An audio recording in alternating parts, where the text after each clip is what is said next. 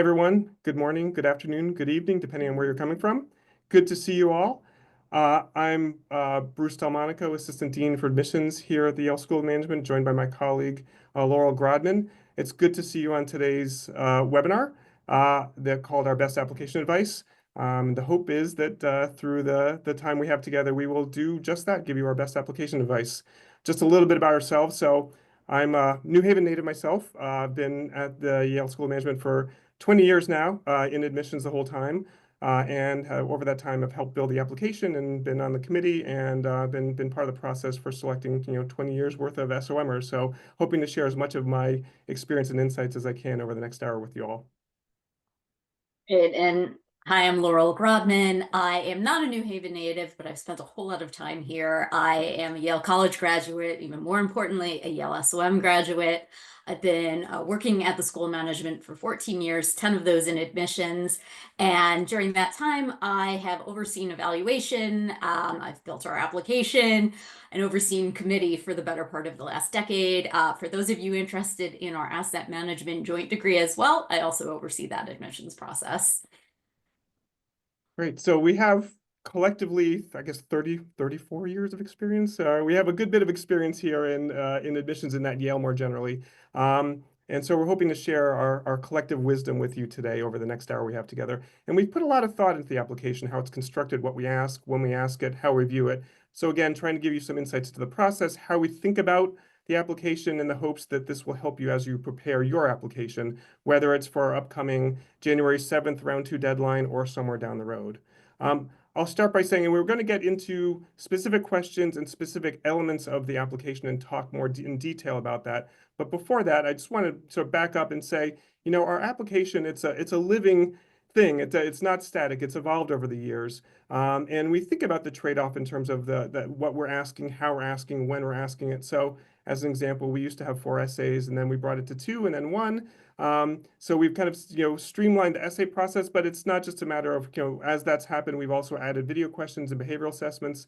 And so the idea is we're trying to think about what's predictive, what are the outcomes we care about, what we can evaluate well, and looking at how we can do that in a fair and consistent way. And so it's definitely an ongoing process. We definitely think every year about what we ask for, what we care about, what matters in terms of the outcomes, and again, as I say, what we can evaluate fairly and consistently. And as an example, in the last couple of years, as we've been building out different elements, we've looked at context more fully. We've built out our entrepreneurial questions, and again, mindful of not just kind of adding things, but also subtracting. When we added our video questions, we eliminated the English language assessment requirement. So we're trying to be thoughtful about not just what's important to us, but also your role in the process.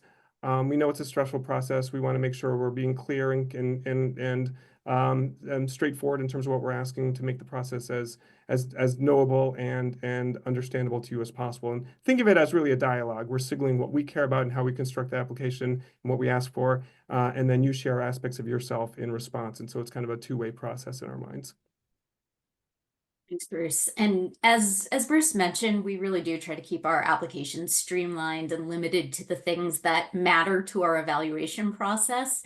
And so with that, what we're really focused on are the things that you can tell us that are predictive of the outcomes that are important. So how you'll do in the program, what your potential for professional success looks like, and your propensity to contribute to our community and the communities you become a part of after your time at SOM. And so therefore, everything that we ask you is really contributing to our understanding of those things, your academic and professional background, and what you'll bring to our community.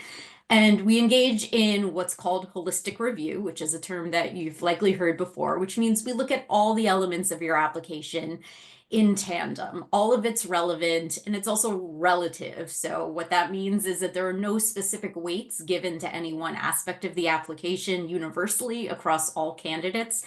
We're often asking you for a few different pieces of information that help us understand a single dimension. So for instance, your academic potential, we're not just looking at one thing, we're looking at a number of different elements of your application to gauge your academic potential, and putting that all together to get a sense sense of whether you are set up to thrive academically at Yale SOM. And even the particular kind of weighting of those elements could look different depending on your entire picture. So depending on your academic or professional background, we may rely more heavily on the quantitative section, for instance, of the GMAT or the GRE, if you are a literature major working in a non-quantitative job versus if you're an econ major working in finance. So that's just one example of how we may use the same application elements a little bit differently, depending on the candidate. And overall, we're looking to assemble a class that's diverse across a range of dimensions and perspectives. So we're looking for a diversity of backgrounds and experiences in geography and demographics and perspectives, to put together a class as a whole that will really allow you to engage in the best kind of learning. Thank you, Laurel. And those are just some preliminary thoughts, just to kind of give some context and sort of frame how we think about the application. We love to spend the bulk of the time together, asking, talking about specific elements of the application, specific things that we, questions that we know that you tend to ask. I will say we're not gonna have time to do a sort of live Q&A. We're going to get through as many questions and as many points as we can during this time, but we do have lots of upcoming events that are more interactive that will allow you to ask specific questions. I actually have an office hours myself coming up on Thursday. I think we're going to try and we have Q&A sessions and others. So, but for the bulk of the time now, we're going to try to, Laurel and I are going to try to get through as many questions, as many aspects of the application as possible to give you the best insights we can about how to approach that. And if I could start, just maybe a question we get a lot is more about the mechanics of the review process. How do we read an application as an admissions committee? Question. So I guess I'll start by saying all of our application readers are thoroughly trained every single year, no matter how long you've been doing this, so that we can make sure we're all on the same page, all looking at the same information consistently. So it doesn't matter who happens to pick up your file on a given day. And we're using a structured rubric to understand the information that you're giving us, and again, evaluate it in a structured and consistent way that eliminates as much bias as possible from the process. From there, the actual reader has a lot of sort of independence in how they choose to go through a file. So there's no one kind of prescriptive way, but just based on the way that our application reader is laid out, I would imagine most readers start by sort of looking just at a general overview of sort of the core information of your application laid out on what we'd call a dashboard. From there, I think we next see kind of academic information, then resume and work experience, and then the essay comes after that. But again, a given reader can really look at that information in any order that they want. The only thing that we're a little bit more prescriptive of is the video questions come last in the review. We recognize that being able to visually see somebody brings up a whole lot of potential areas for bias and things like that. And in an effort to mitigate that as much as possible, we do ask that our readers save that for the very end of the process, so that the other kind of parts of the application are viewed without that introduced into it. All right, so how do we evaluate fit in reviewing an application? Yeah, no, that's another question we get a lot of.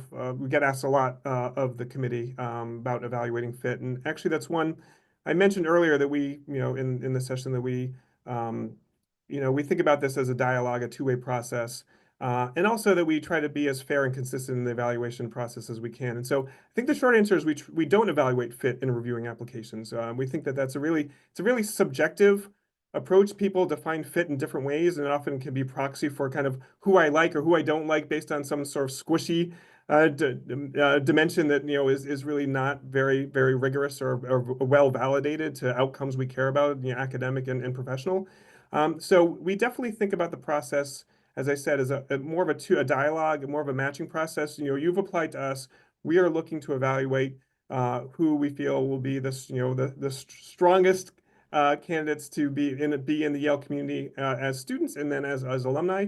And we might look at dimensions of our mission of educating leaders for business and society, but we're not really looking to measure fit, and that's where we make the decision on who we think would be good in our community. And then we try to educate you all about what our values are. Again, the mission, the community, the culture here.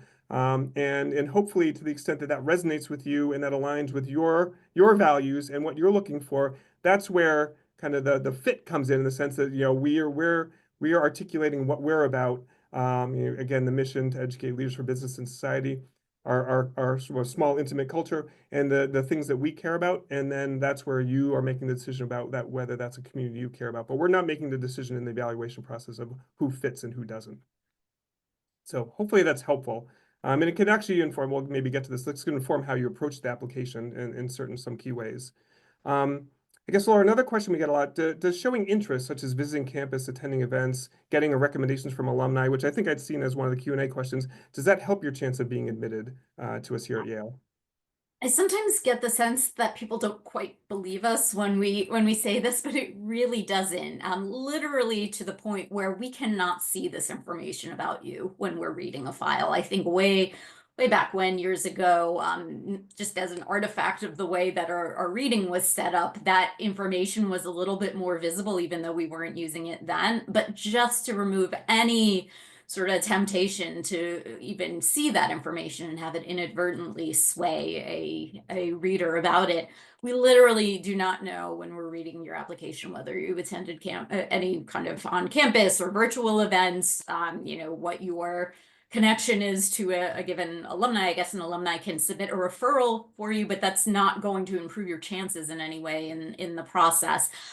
Things like visiting campus and attending events are obviously important, but they're important for your benefit. They're available because they give you a sense of who we are, what we value, and as Bruce shared, ultimately that decision of fit will be up to you. And so I certainly would encourage you to take advantage of those opportunities, but they in no way affect your chances of being admitted to SOM.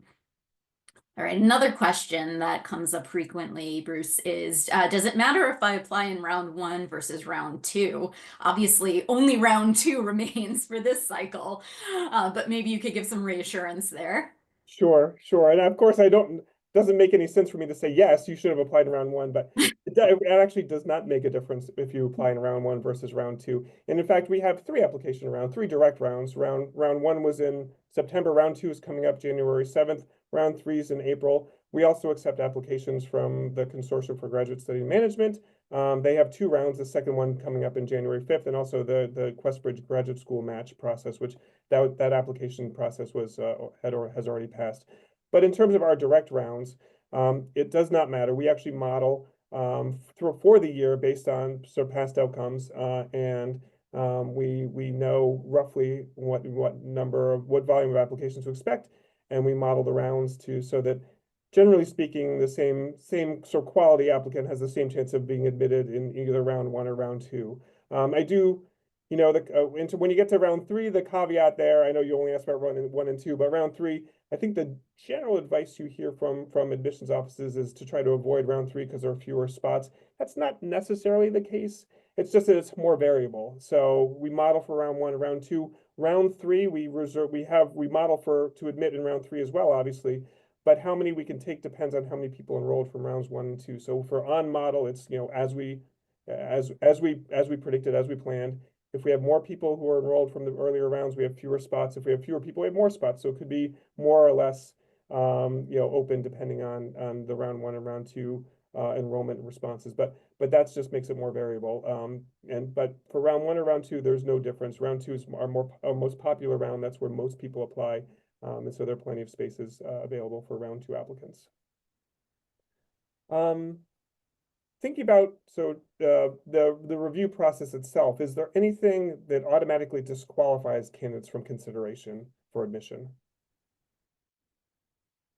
Think so. I mean, again, the nature of holistic admissions is there's no one piece of the application that in and of itself is going to be determinative. So it's not as though I think some people may have this question in mind for something like a GPA or a test score or something that's very kind of quantifiable and could be above or below a certain threshold, but that's just not the way that it works in practice. We really are looking at all the aspects of your application in tandem.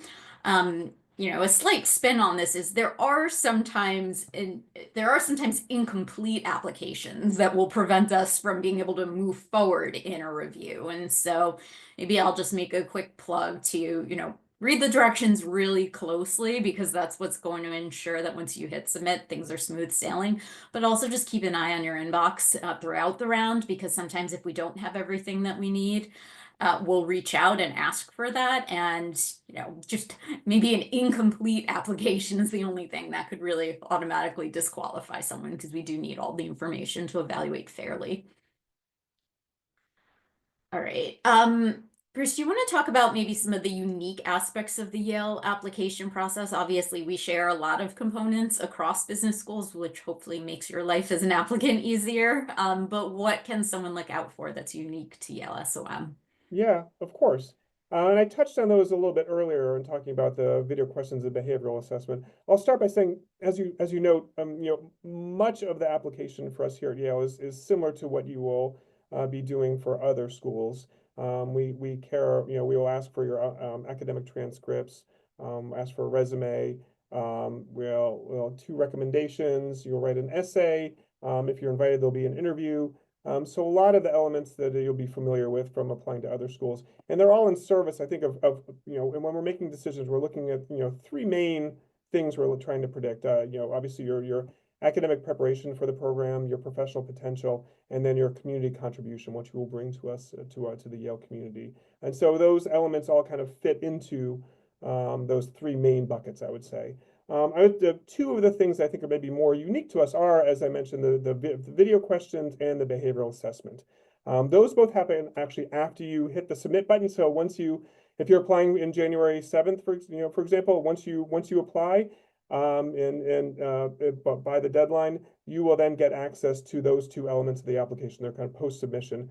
The video questions are, as they imply, those are three pre-recorded questions that we've recorded on our team, and there are questions that are in three different tranches.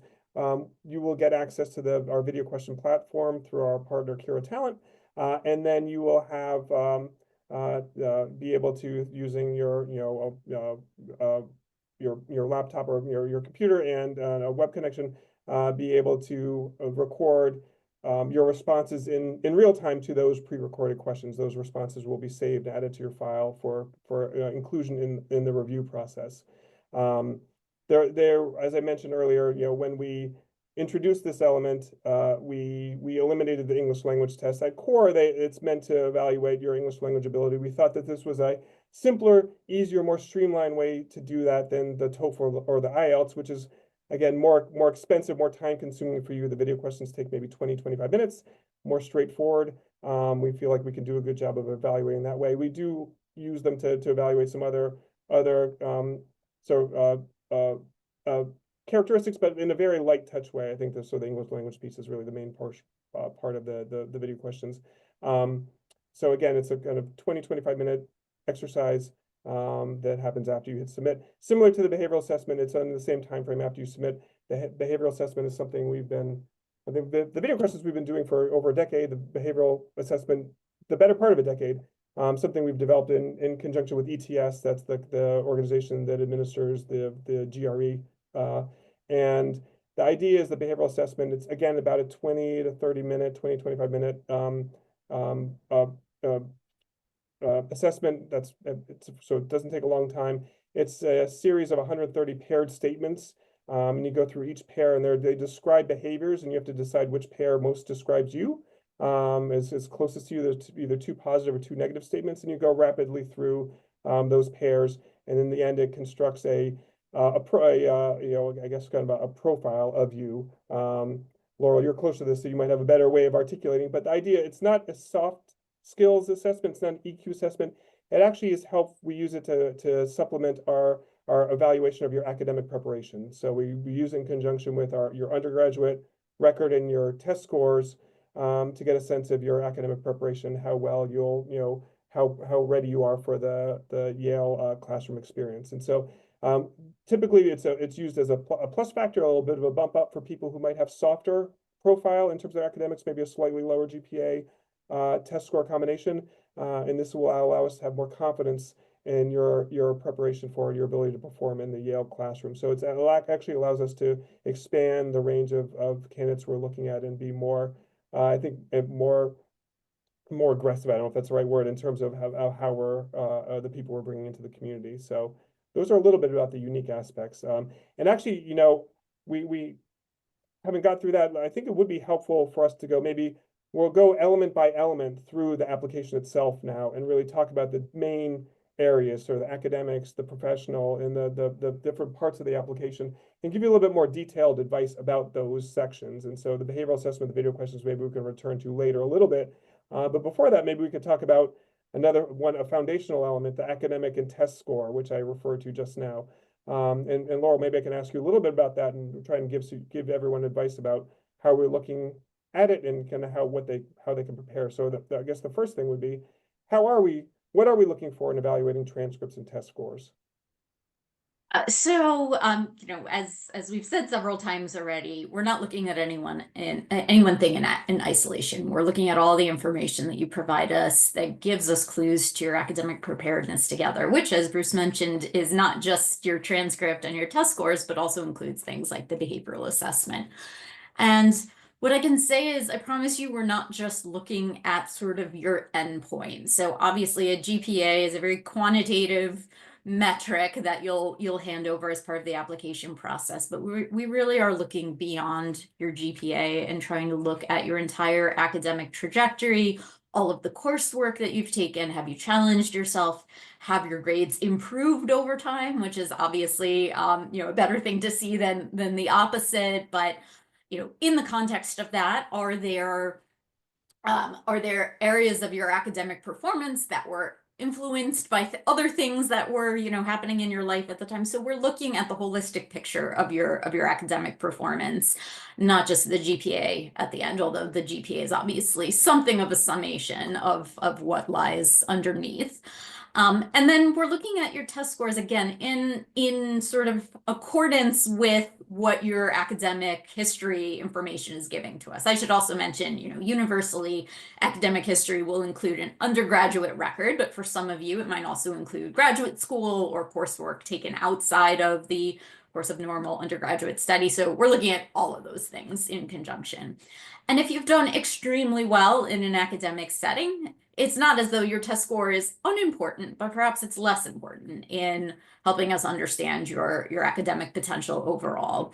Or conversely, if you didn't perform as well as you might have liked to during your undergraduate studies, or that was a long time ago and you've developed different skills or study habits or whatnot, since the test can be an opportunity to demonstrate a more sort of recent sampling of your academic capabilities. And so again, they'll play different roles in any individual application, but that's a sense of how we look at those things together. And as Bruce mentioned earlier, we are also looking at that behavioral assessment in particular for candidates who might have less demonstrated kind of academic strength through the traditional application elements. Yeah. And as we're looking at sort of the grades and test scores, how are they weighted when we're doing our evaluation?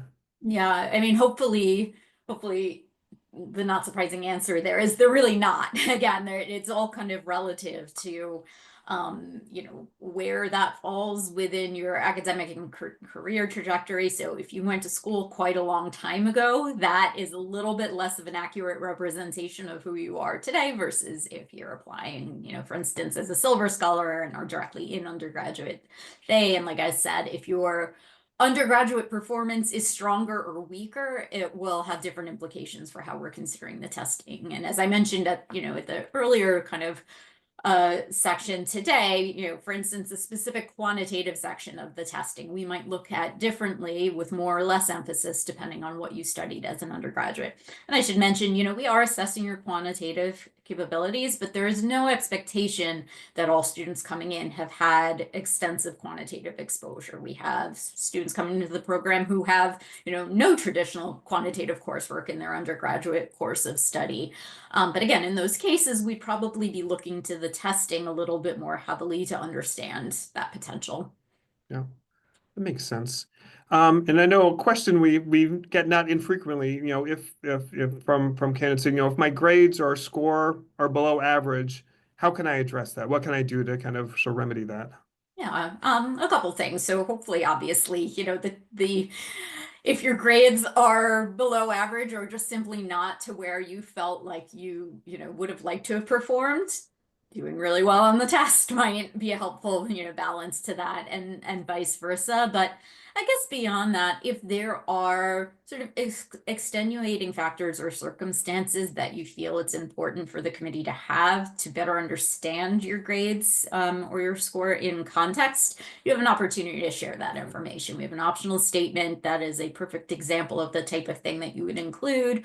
I like to think of the optional statement as anything that we are asking you in the application that you feel like on its own doesn't give the full story. The optional statement is an opportunity to weigh in on that. So if there is something there that's important for us to know, that's one way to address it. And then, conversely, or not even conversely, but a different way of thinking about this is, we post online, I think our medians and our kind of ranges there. By definition, half of the class is going to be below an average and half above. So there's no one sort of ideal academic profile when it comes to things like GPA or scores, but you can get sort of a sense of where your performance falls within the range by looking at a class profile page.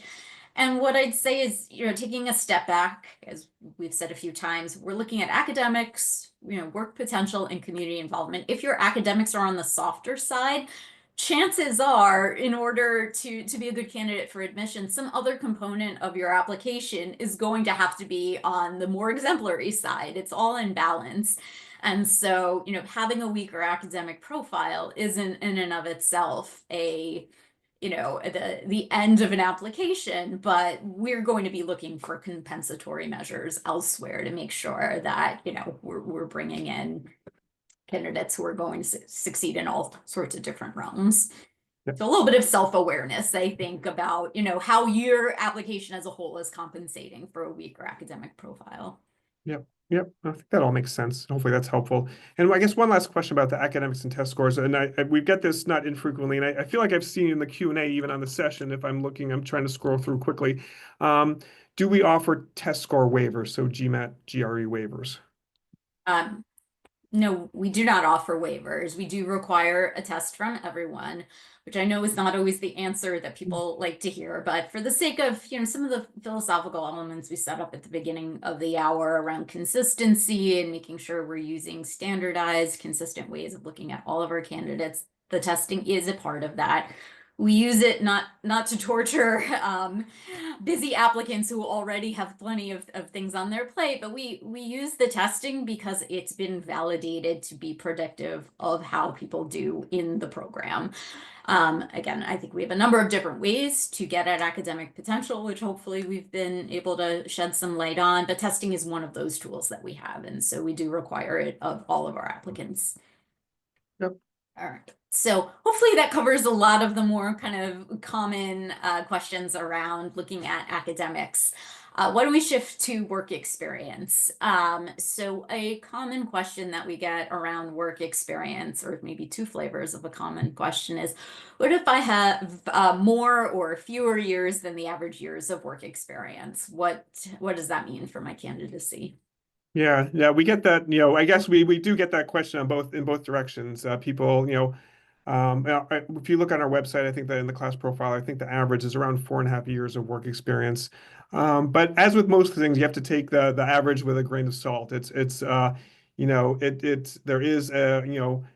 head and a tail to that distribution. So you can think of it kind of like as a bell curve. We have, the 4.5 years in the center. But there are some people have, fewer, some none. We have silver scholars who apply to us directly from undergraduate, have no work experience. And then there are people who have, 7, 8, 10 or more years of work experience. So it averages out to 4.5 years, but there's a wide range. And so I think people are concerned if they're not at that 4.5 year, but it's, I think to some degree it's around the 4.5 because that's where most of our applicants are. But if when you look at the admission rate, I don't know that it's necessarily in different people who are earlier or the either end of the those polls. I think the question we care about, it's less about counting years of experience, but what have you done in the time you've been working and why is now the right time to get an MBA? So as you're thinking about your application, I think you should be less concerned about, counting years, but more concerned about what have you done in the time that you've had professional experience to the extent you've had some. And again, so our silver scholars have no full-time post-undergraduate professional experience, but what have you done and why is now the right time for an MBA? And we're open to that answer, whether you're at, around that 4.5 years, whether you're kind of 1 or 2 years out, whether you're 7, 8 years out. So it's the same question. The answer just might be different. And people have different jumping off points. Sometimes you've kind of accelerated quickly through your career and then plateaued, and you need the MBA to take the next step. Sometimes you've been growing for a longer period of time and developing and learning, and it's only farther along that you decide, oh gosh, I really need an MBA to do this new thing that I want to do. So everybody's story is different, and we're really open to hearing what yours is, regardless of the what the numerical count is in terms of the number of years of experience you have. Sounds good. So another common question is, I don't know if you've noticed, but the last few years have been rough.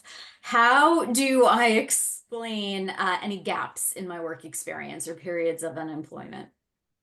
Yeah, no, and as you say, it's been the job market has been very unsettled for a number of years, and there have been kind of different forms of layoffs, reductions in force, or kind of individualized sort of situations that have really caused a lot of disruption to a lot of individuals, their employment paths. And we're incredibly, first of all, very incredibly sympathetic to that. It's very challenging. It's really tough to deal with, just on a personal level, on a human level, to have to go through that. And it's very unsettling. It's very stressful. And I think we've all had, situations where we've had, that kind of sort of work instability, and so we're definitely very sympathetic to people who are going through that. I've been doing this for long enough that I actually remember the sort of the Great Recession back in 07, 08, when there was a similar challenges, similar disruptions. And we had to, we have to sort of recalibrate how we're thinking about employment trajectories in light of that. We see, as Laurel suggested, we see more gaps. We see more people who are applying from currently unemployed. And we've obviously been, very sensitive to those situations, and it's not disqualifying. You should use, there's a section in the application, the work experience section, where we ask for to explain gaps of 3 months or longer. And you should also explain, if you're currently unemployed, you explain that circumstance as well. And we're open to hearing what it is. And I think to the extent there are things within your control, the things we care about are, what you're doing if it's current employment, what are you doing to try and continue to develop yourself, and kind of continue on your path, even if it's not formal full-time work experience. Are there things you're doing? Are you volunteering? Are you developing yourself? Are you taking classes or doing things to kind of further your professional path? And then in terms of the work gaps, the key is, just to be clear and to be kind of open and honest with us about kind of the circumstances. I think that's one thing. It's never great to have those kind of those dimensions to your application, but it's certainly, and we'll talk about this maybe a little bit later, it certainly compounds the challenge on our end. If you don't tell us what's going on, then we have to guess and wonder. So just use the section of the application that we've set aside for that to help explain to us the circumstances around either gaps or current unemployment. So, I guess shifting to kind of more forward-looking professional questions, do I need to have a detailed post-MBA plan when I apply? Yeah, the short answer to that is no. And I think hopefully that can put some people at ease. I feel like that's another common question/concern we get is, gosh, I don't have the next 30 years of my professional life mapped out, and if I don't, is that going to be disqualifying, or is that going to be held against me in the application process? We know that you're going to change what you want to do. The MBA, especially the 2-year full-time MBA, is very commonly used as a pivot, whether it's in industry or function or both. People are looking to kind of make a change from what they're doing now.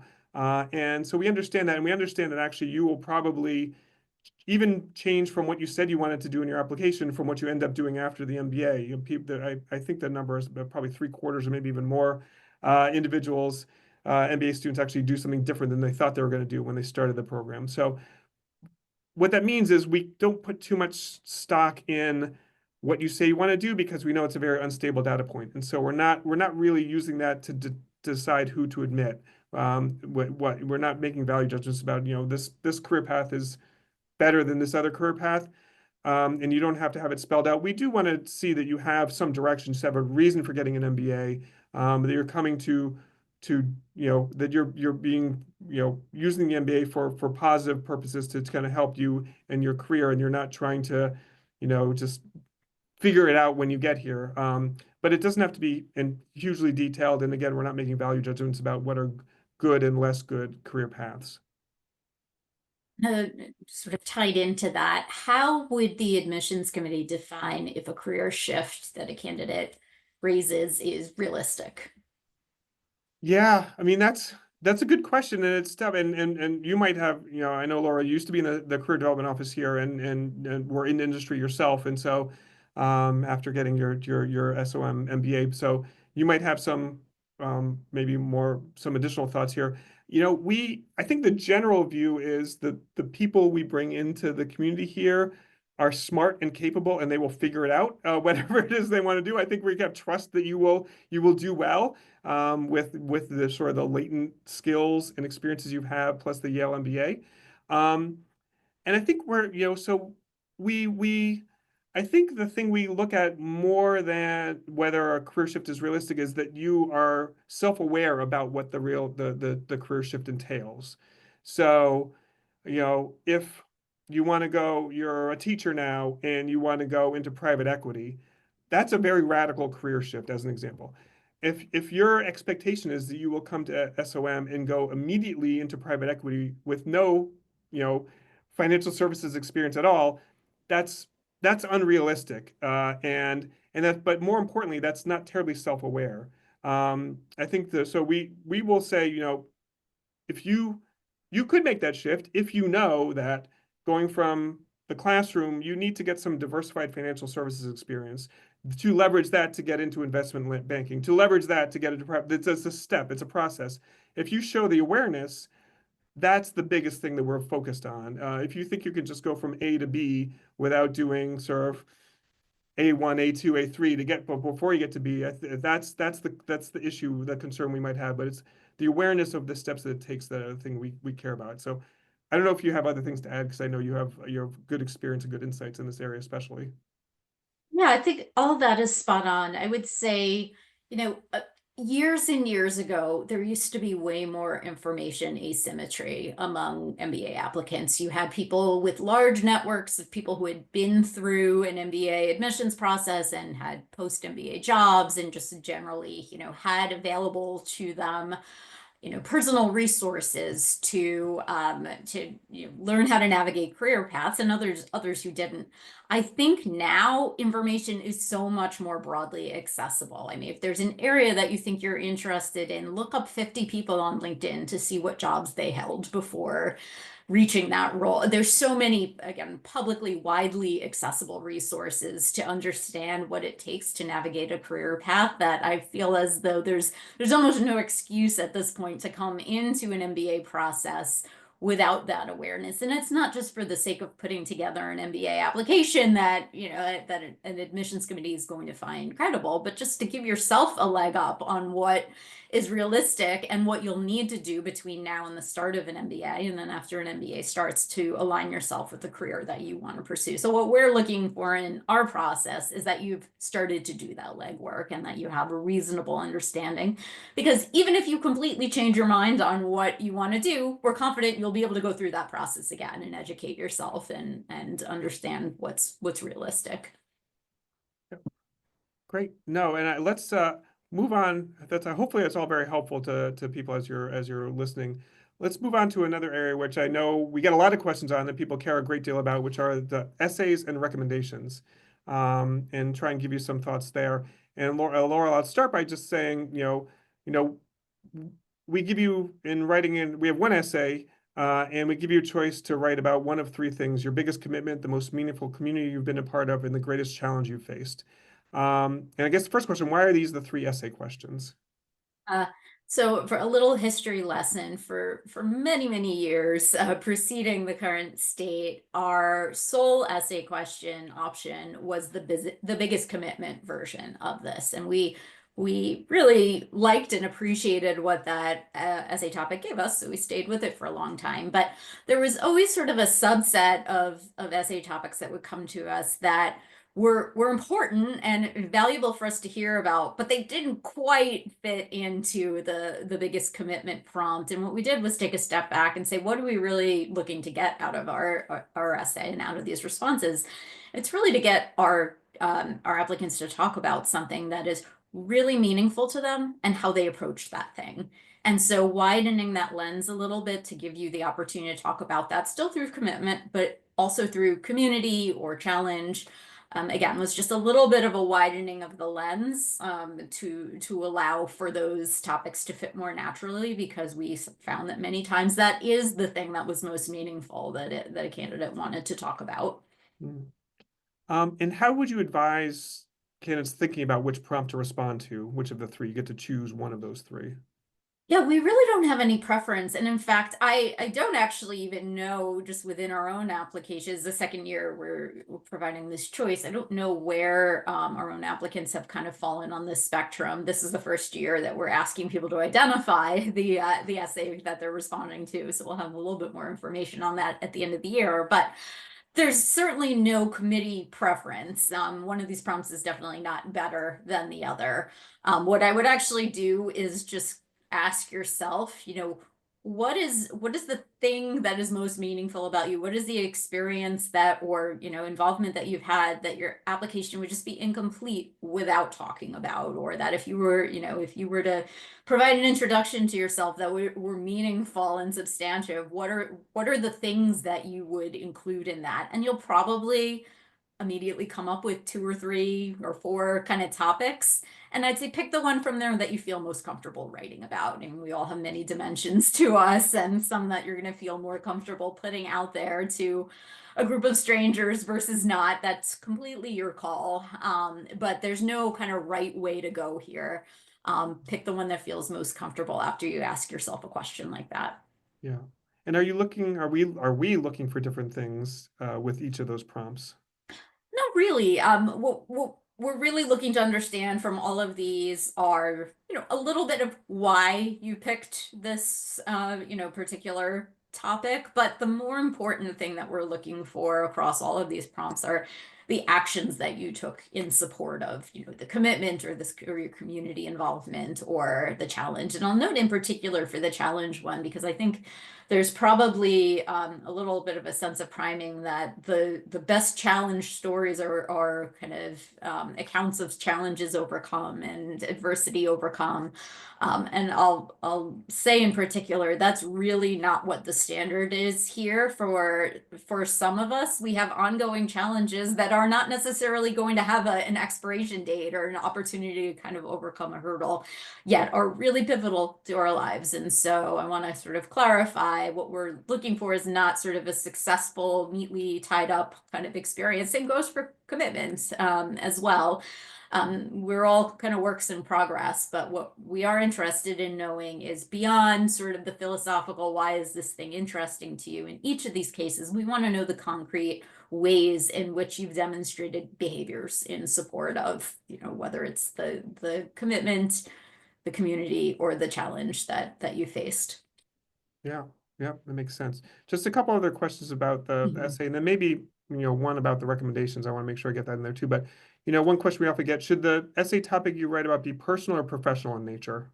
Yeah, there's no right answer there. The one piece of advice I give on this is there are so many opportunities within your application as a whole to talk about your professional experience that I would push yourself to think about, is there something additive that you haven't had a chance to address through other aspects of your application that falls in the personal realm?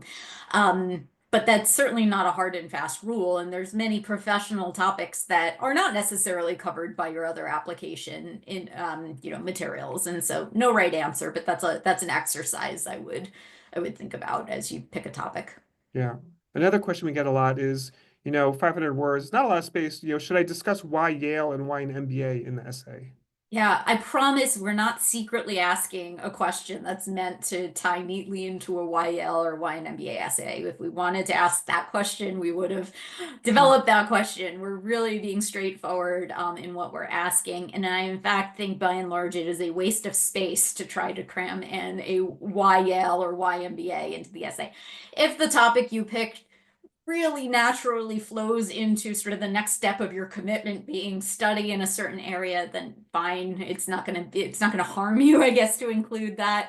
But I really promise you, you don't need to craft your topic around this or feel like you need to use that precious real estate to cram in YL or why an MBA. There's other opportunities to talk about that within the application process as a whole.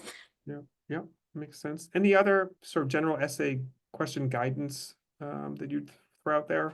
Yeah, really answered the prompts. We know that you're answering a lot of different essay questions, potentially for other programs that you might be applying to. And every admissions office thinks about essays different. We intentionally craft what we're asking you. So really make sure that you're answering, the prompt for I'd say this for any school, but certainly for our school, one of the three that we've given you, trying that versus trying to kind of cram some response that was developed for something else in mind into here. But beyond that, I think this is just an opportunity to present a little bit of a different aspect of yourself and just take advantage of that opportunity. Yep, yep, that makes sense. And I know I last asked a lot about essays. Just quickly, any thoughts, any advice on recommendations? Obviously, the applicants, after they've asked their recommenders, have less control over that, but anything they should be thinking about in asking for recommendations. Sure. So I think for those who are still thinking about who to ask and who their recommender should be, I always keep in mind kind of two dimensions, recency and proximity.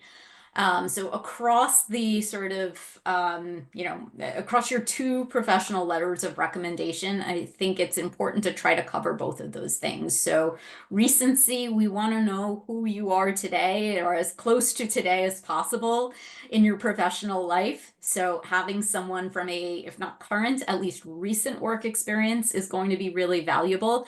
Um, and then proximity is, thinking about someone who has really had sort of a supervisory role in, again, at least one of your two recommendations, someone who's been able to provide you with feedback, oversee your development, interact with you in a more regular way. I mean, it's always better to go for someone who's supervised you versus someone who's maybe a few levels up from them, may have a more impressive title, but doesn't interact with you a whole lot. So I think if you, again, go with the dimensions of recency and proximity, and make sure you're hitting on both of those things in at least one of your letters of recommendation, or could be one from each. If it can't be both those things in one, then you'll be in good shape for choosing recommenders. And then for if you're past that phase and you're thinking about what the content of those letters are going to be, I think it goes without saying that that content needs to be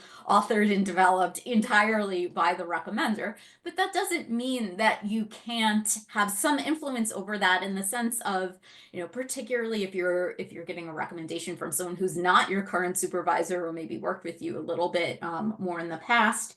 It's certainly fair to have a conversation with them, remind them of some of the highlights of your work with them, and have a conversation with them about why you're interested in going to business school. It's good for them to understand what you're hoping to grow and develop and leverage from your past experience into the future. And I think having that conversation will prime them to write a more informed letter of recommendation. So it is something you have some control over, even in the context of something that is not authored by you. Yep, yep, makes sense. All right. I think we have time for a few more questions. So kind of the remaining odds and ends of the application. We already talked about the behavioral assessment, I think, unless there's anything else that you wanted to cover when it comes to the behavioral assessments. Bruce. No, I would just emphasize that it is, it's not anything you need to prepare for. You go quickly through Mhm. it. The paired set statements are things about a person, about you could be yourself, like, I like to keep a neat desk, or I'm always, I like lots of free time, or to unstructured time, those types of things. So nothing you need to prepare for, nothing you need to, kind of study for. It's just responding to the statements as they come up in rapid succession. I think maybe to give fair warning, sometimes it's a pairing of maybe seemingly like less favorable traits. And you still have to pick the one that feels more like you. I think any advice on how to approach that? No, just to know that, you do the best you can. If it's two negative statements, just, the one that seems, neither of them are a good choice, but it's all part of the process, all part of and it's an adaptive test, so it's helping to inform the other questions that are asked. So just don't take it personally. It's still trying to build a positive profile of you, even through those negative questions. And no one answer is going to be determinative of Very anything. true. Please don't stress out over which of two negative statements is going to be less damaging in any kind of way. This is all all meant to be kind of rapid fire. Go with your gut. Don't overthink it too much. Yeah. How about the video questions? So that's the other part of the application that comes after you hit submit, and it's a Yep. little bit unique to SOM. So maybe if you could give a quick recap of what are the video Yeah. questions, Yeah, that would no, be I'm happy really to do yes. that. And as I said, those are three pre-recorded questions. It's sort of a tranche, a pool of questions in three tranches that we've recorded, and you'll get randomly selected, three questions, one from each tranche.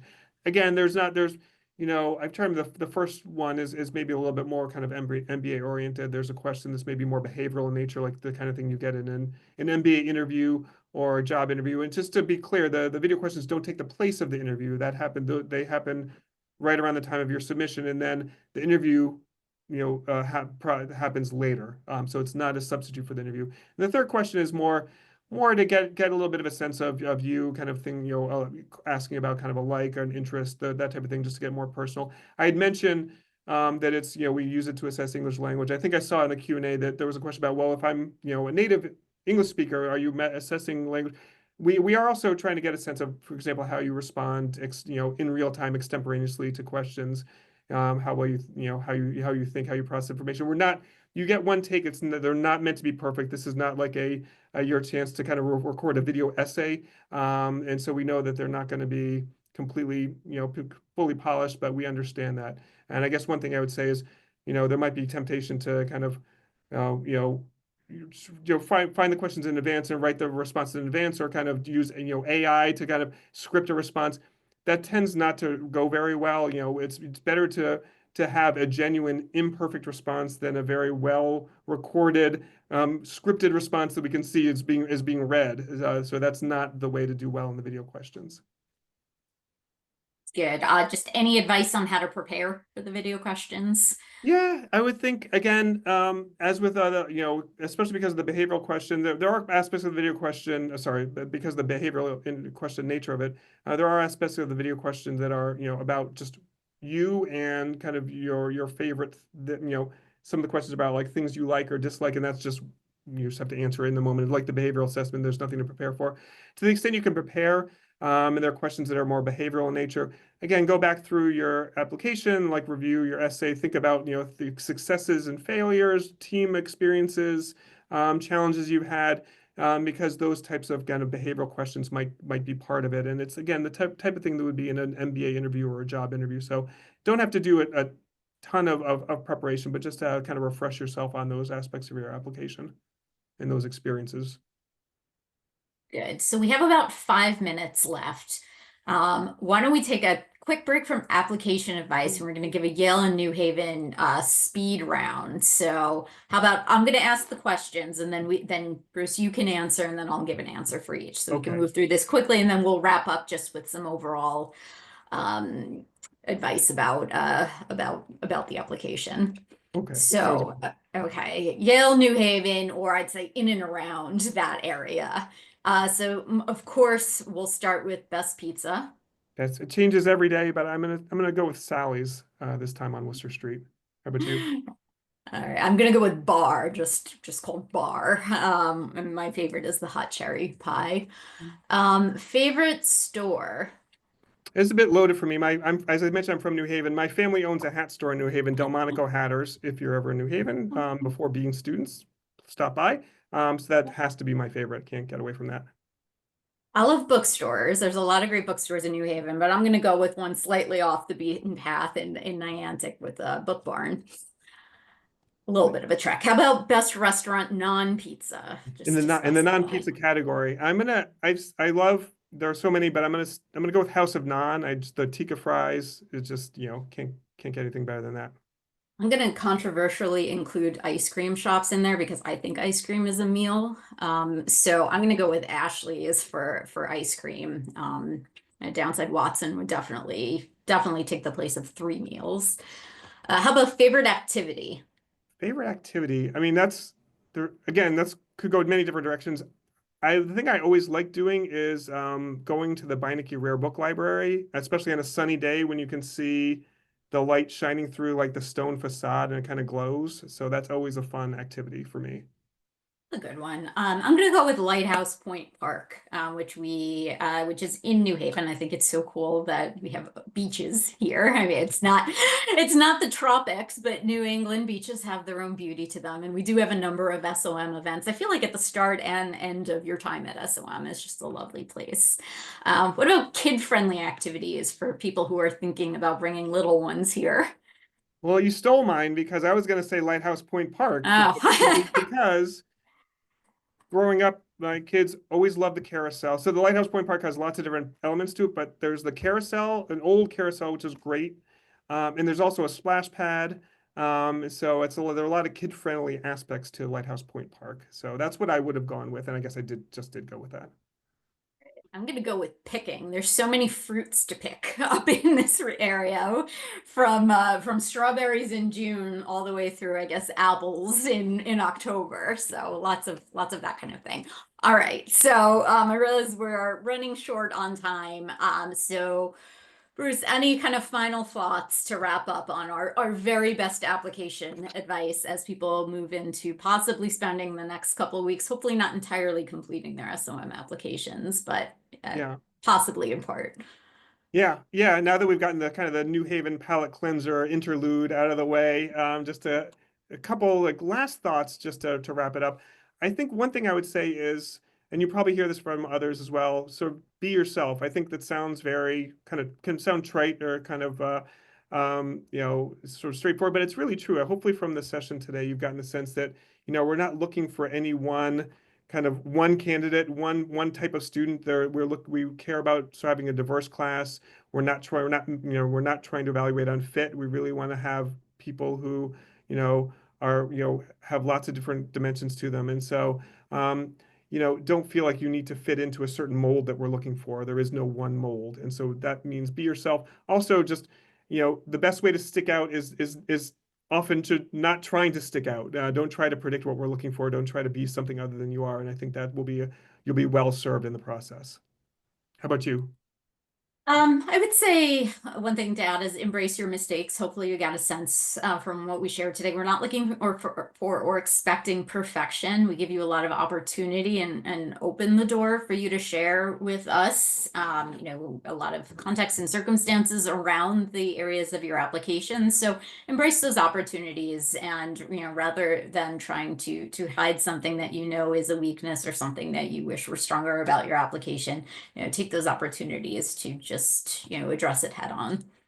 Yeah, sounds good. I'd also say, I guess, I talked earlier about this being a dialogue, and I think Laurel, you had mentioned in the essay specifically answer the question that's asked. I think that applies to the application generally. We've asked questions that we care about. We know this is an impartial, or a partial glimpse into who you are as a person. This isn't a complete picture of who you are, but we're asking for certain things in certain ways. So follow our lead. Answer the questions we ask. I know you're doing probably completing multiple applications. They might ask slightly different questions, but really take our questions kind of as we present them and can engage in that dialogue in a kind of an open and kind of fair way. And I think again that will be another way to do well in the process. Another thing, and I know this might not land well on midnight the night before an application is due, and you're trying to kind of scramble and get it all together, but maybe with a little bit more room to breathe here, really do try to use this experience as an opportunity for self-reflection and self-assessment. There are a few points in our lives where we really get to take stock of where we stand now and where we want to be. And this is one of those unique opportunities. And the more that you do that in the MBA application process, the better it will serve you when you get into an MBA program, which we know you will, get into a wonderful business school, whether it's here or elsewhere. But to start that process of self-reflection will serve you so well once you start a business school program and have a little bit more of a clear sense of where you want to be and what you need to do to get there. And any concluding thoughts, Bruce? Yeah, I guess just to wrap up, the last thing I would say is, when you're approaching the process, don't overthink it. And, just to end where we started, we try to be very thoughtful in how we're constructing the application. We try to keep it simple, keep it straightforward, not ask for extraneous things. We ask that you do the same, like treat, again, don't get all sort of caught up and turned around trying to sort of guess what we're looking for, or kind of overthink it. Just answer the questions and hopefully you should be fine. So that's the last thing, to hopefully try to kind of take the stress level down for those of you especially applying in round two, January 7th, in the next few weeks. We try to be very open and transparent about how we're approaching it, and hopefully that will be helpful to you as you're thinking about the process. Well, we know many of you will be hard at work on completing your applications in the coming weeks, but thanks so much for joining today. We hope on behalf of the entire admissions office that you'll have some downtime and some opportunity to spend with friends and family in the coming weeks. And we look forward to getting to know many of you better in the new year when you submit your applications. And so thanks so much again for joining. Thanks, Bruce. Thank you. Thanks, everyone.